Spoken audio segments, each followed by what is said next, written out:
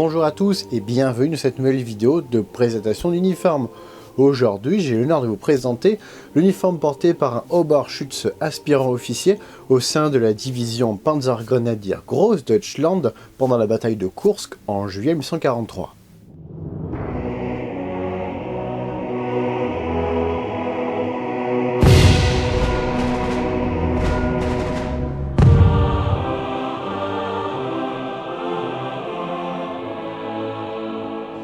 Avant de débuter cette vidéo, je voudrais remercier Parabellum Shop et War Militaria pour leur soutien apporté à cette vidéo. Vous pourrez découvrir le lien de leur boutique dans la description, je vous invite à les découvrir. Mais il me faut rappeler certains points comme d'habitude. Tout d'abord, cette vidéo n'est qu'une base qui vous servira à constituer votre uniforme. Ce n'est en aucun cas, malgré toutes mes recherches, une bible qui vous épargnera l'achat de livres, de magazines spécialisés ou même de faire vos propres recherches sur internet. Ensuite, vous êtes sur le point de découvrir la présentation d'un uniforme dont les insignes n'ont pas été censurés. Ceci est une volonté historique de ma part.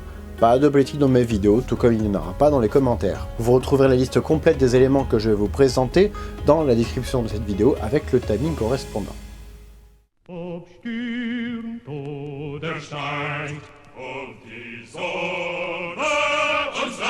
Créée le 19 mai 1943 dans la région de Poltava, la division de Panzergrenadier Großdeutschland a été créée en renommant et en réorganisant la division d'infanterie Großdeutschland, elle-même formée le 12 juin 1939. Elle percevra ainsi des tigres pour préparer la bataille de Kursk.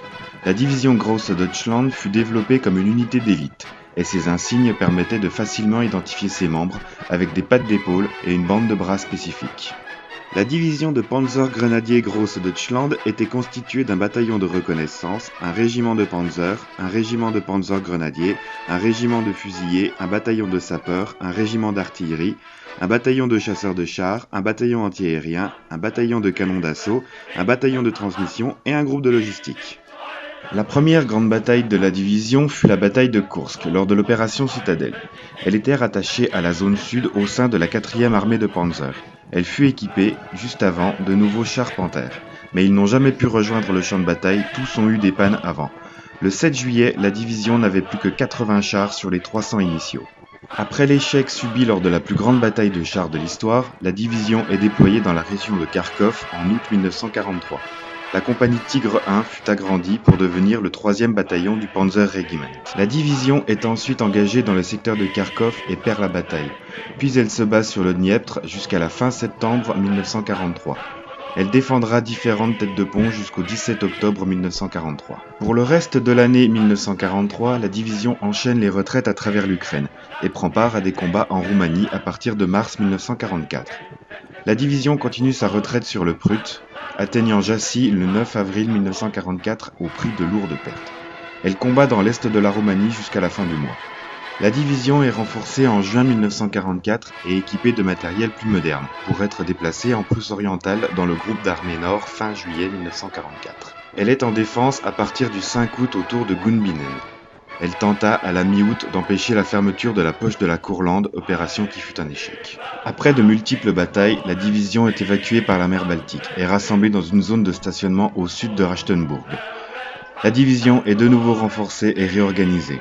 En mars 1945, il ne restait de la Panzergrenadier Division Großdeutschland que 4000 hommes après la bataille de Memel. À l'issue de batailles défensives et de retraites successives en Prusse orientale, la division est détruite fin avril 1945. Seuls 1000 hommes restants de la division ont réussi à s'échapper, puis capturés par les Américains qui les remirent aux Soviétiques.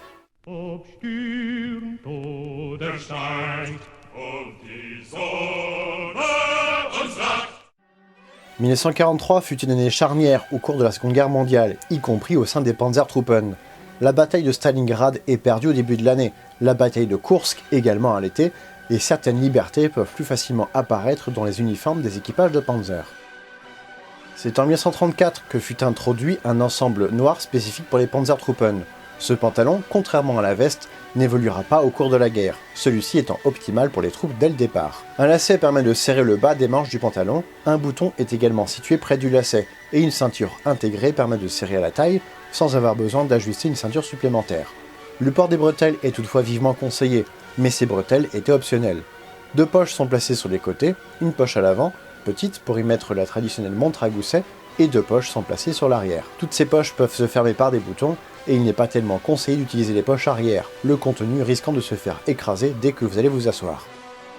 Les Panzertruppen avec comme chaussure réglementaire les bottes cloutées à tige haute, progressivement remplacées par des brodequins M37 puis M43, mais ces derniers étant cloutés, ils étaient dangereux pour les équipages de blindés. Ainsi l'utilisation de chaussures civiles sans cloutage ou la modification de brodequins réglementaires se retrouva très couramment. Un fer a été rajouté ici à l'avant de la semelle lisse, réalisée en cuir. Il s'agit ici de reproduction de brodequins civils réadaptés en version noire, avec l'ajout de la semelle en cuir par un cordonnier. Rien de réglementaire ici, mais ces libertés permettaient d'éviter de se mettre en danger lors d'une évacuation rapide du blindé.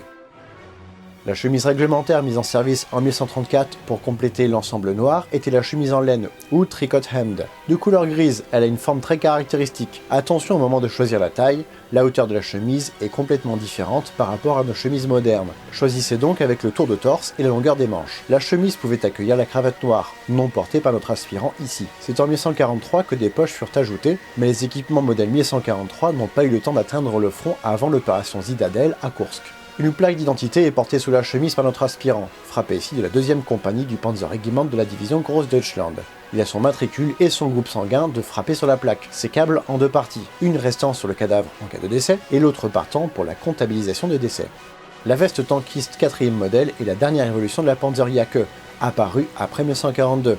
Elle n'est pas forcément reconnue officiellement par les collectionneurs, donc cette analyse reste personnelle. Elle se différencie de la version précédente avec l'ajout d'un passant permettant l'utilisation de pattes d'épaule 2e modèle. Cette Panzerjacke est issue de l'ensemble créé en 1934, distribué à tous les Panzertruppen, ensemble réalisé en noir, pour dissimuler au maximum les taches d'huile, chose courante lors de l'entretien et l'utilisation de chars. Elle se ferme par 2 rabats qui se mettent l'un sur l'autre.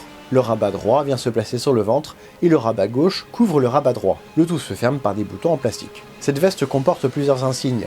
Des pattes d'épaule avec l'insigne spécifique de la Großdeutschland, brodées directement sur la laine dans la couleur de l'arme, 2 tresses argentées sont disposées à l'extrémité, symbole d'un aspirant officier. Notre soldat est Oberschütze, comme l'indique le pips cousu sur la manche gauche. Des pattes de colle spécifiques pour les Panzertruppen sont placées sur le col et disposent également de la Waffenfarbe autour d'une tête de mort réalisée en fer. Sur l'épaule droite, notre aspirant dispose d'un cordon de tireur première classe, sur 12, avec l'insigne spécifique pour les Panzers de la classe 1 à 4 à l'extrémité. La tresse est fixée grâce à l'ajout de 2 boutons, un de chaque côté de la tresse. Ce cordon est décerné aux meilleurs tireurs par les commandants d'unité. Un aigle de poitrine tressé de type Beveau est cousu sur la poitrine droite, et un ruban de rappel de la croix de fer seconde classe est placé sur le revers de la veste. Et enfin, une bande de bras Großdeutschland 3e modèle, en caractère Sutterlin, est cousue sur la manche droite de notre soldat.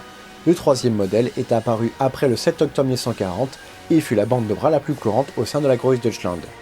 Le calot M34 fut utilisé jusqu'en 1943. Nous sommes donc ici sur les derniers mois d'utilisation avant l'apparition de la casquette M43, bien que le calot puisse se retrouver tout au long de la guerre. Plusieurs versions ont été fabriquées, plus ou moins artisanalement. La Waffenfarbe se retrouve ici sur l'avant, mais une version apparue après 1940 ne la montrait plus, permettant une utilisation plus facile au sein des Panzertruppen. Un modèle avec rabat fixé par 2 boutons fut également retrouvé après 1942. Un aigle de calot et la cocarde nationale brodée sont placés à l'avant du bonnet de police, porté légèrement sur le côté de la tête.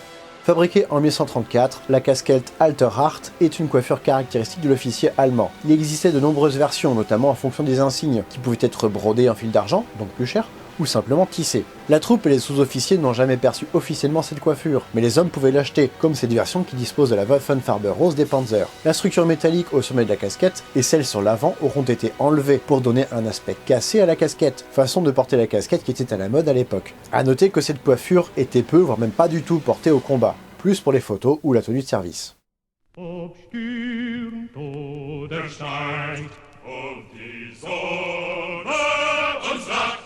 Les équipages de Panzer étaient équipés de manière légère pour leur permettre de rapidement et facilement évacuer le char en cas de souci. Le matériel indispensable à la vie du soldat, tel que le sac à pain ou la gourde, était stocké dans le blindé. Ainsi notre soldat porte un ceinturon noir réservé pour la troupe, se fermant par une boucle peinte en vert. La boucle comporte la devise Gott mit uns, Dieu est avec nous. Un holster en cuir brun noirci sera placé sur le côté gauche du ceinturon. Il comporte le Browning GP35, pistolet américain fabriqué par Effener-Stahl à partir de 1935 pour les Américains, mais également pour l'armée allemande sous le nom de P35B. Il existait 2 types de pistolets, un ayant une hausse réglable, comme ici, et une autre ayant des organes de visée fixes. Il s'agit ici d'une réplique d'Airsoft de chez WE, retravaillée par mes soins. Une des priorités dans un Panzer est de pouvoir communiquer avec ses camarades. Pour ce faire, un laryngophone fut mis en place. Le premier micro de gorge utilisé par les Panzertruppen était le KMF-4, entré en service en 1935. Il fut remplacé rapidement par le KMF-A, mais il souffrait de quelques défauts et sa prise à 2 pattes fut remplacée à partir de 1941 par une prise à 3 pattes lors de la mise en place du Hals Microphone KMF-B, permettant d'améliorer la prononciation de certaines lettres. Un boîtier se fixait sur la veste au moyen d'une pince, un bouton poussoir permettait d'ouvrir la fréquence et un verrouillage sur l'avant permettait de garder le bouton poussoir en position fréquence ouverte. Il s'agit ici d'un laryngophone original dont le câble en sortie du boîtier et la prise sont des reproductions. Pour compléter l'ensemble audio, il fallait aussi pouvoir entendre ses coéquipiers, et ceci malgré le bruit assourdissant du moteur et des départs d'obus. Ainsi, le Kopfhörer DFH-B et D furent mis en place à partir de 1935. Ils avaient tout d'abord des caoutchoucs de couleur orange, mais 2 types de casques étaient nécessaires. Un pour l'opérateur radio, plus puissant, et le pilote et commandant avaient un autre casque avec une résistance électrique inférieure. C'est après 1941 que les équipements audio ont été uniformisés. Les casques existants ont été convertis au fil des années pour passer sur le même type que celui porté par les opérateurs radio. Ainsi le DFH-B devint la norme, à savoir que le chargeur n'utilisait pas d'équipement audio au combat, celui-ci ayant besoin de bouger dans le blindé. La chaleur du front russe en été, en plus de la chaleur des Panzers, forçait les équipages de blindés à ouvrir la chemise et retrousser les manches, même si ce n'était absolument pas réglementaire. La cravate et le cordon de tireur n'étaient donc pas portés dans un blindé.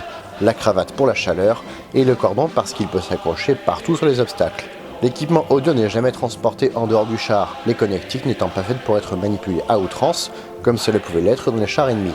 La casquette Alterhart est ici glissée dans le ceinturon, disposition temporaire et non adaptée pour le combat bien évidemment. Notre Oberschütze est un aspirant officier, ou Fahnenjunker. Il est en période d'essai pendant 15 mois pour pouvoir ensuite être promu officier.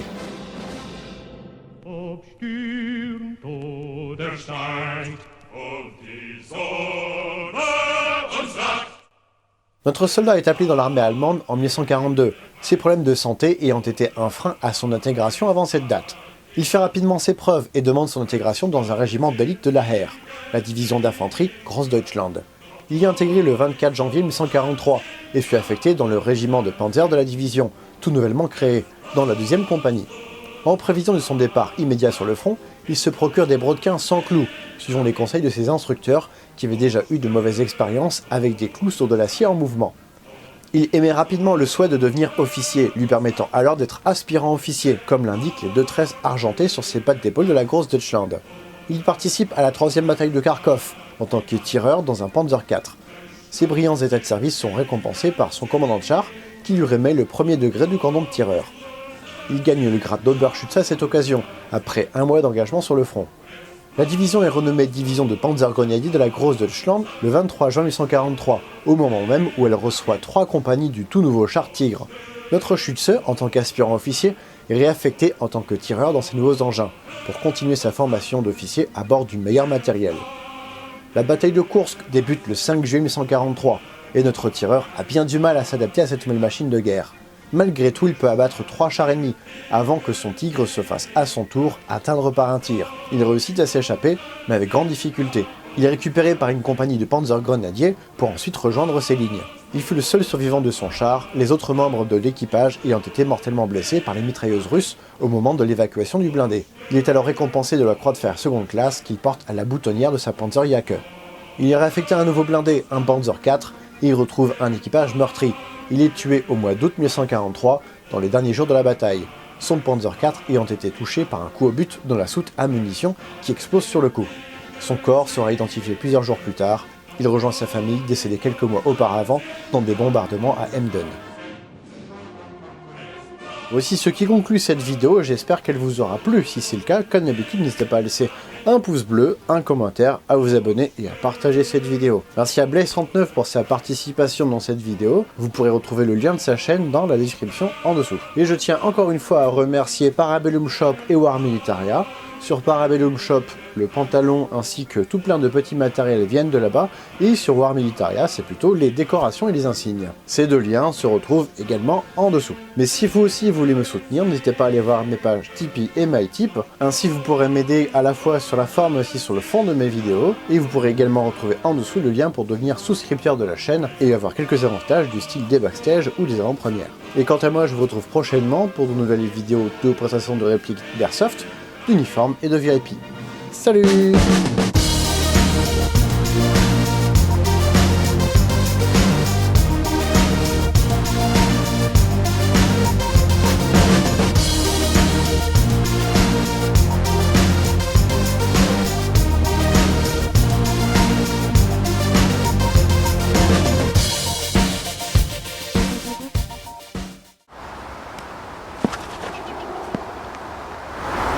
Je vais la refaire, je vais essayer de me péter la gueule.